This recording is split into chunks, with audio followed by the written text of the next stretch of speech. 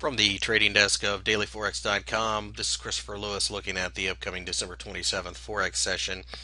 And in front of you is the dollar CAD pair. You can see recording this just after the Wednesday candle. We pulled back a little bit here in the first 20 minutes or so of the trading day GMT.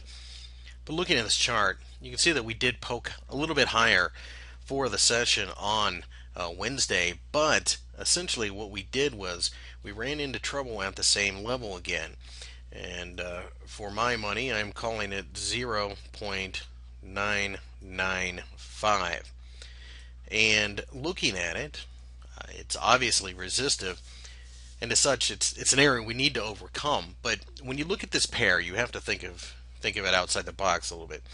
The dollar and the Canadian dollar are very highly intertwined, and this is because Canada sends so much of its exports to the United States. In fact, it's 85%.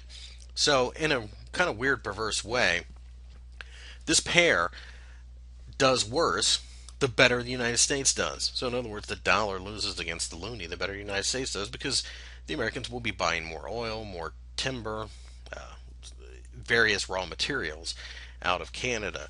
So, with all that being said, looking at this chart, it appears that we are currently consolidating between, and I wrote this in the article as 0.988 because this is actually 0.9820 or so, but for me that's more of a spongy area in the 0.9950 level.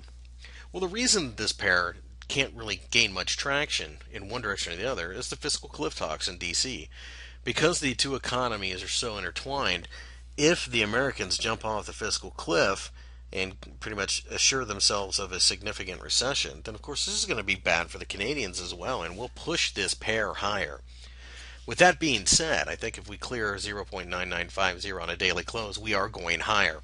Probably going to make an attempt at the 1.0050 level, which is the next massive resistance area. Now, alternately, if we manage to get a deal with the fiscal cliff, then we will probably break 98 and head as low as maybe 95 before it's all said and done. I believe that over the next several sessions, though, more than likely we will kind of bounce around in this area. And as such, this looks like a very good range-bound kind of short-term trading pair.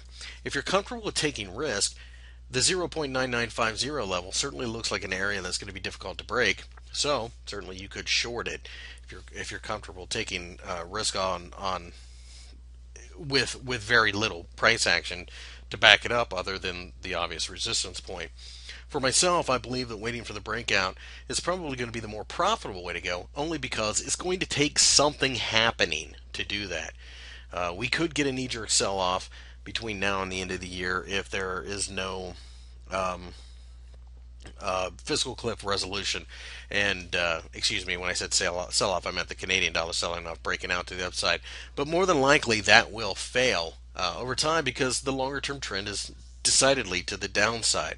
With all that being said, I believe that we need to break out of this box here before we really can make any real decisions. And until the Congress and the President can get it together, we may be sitting here waiting for a while.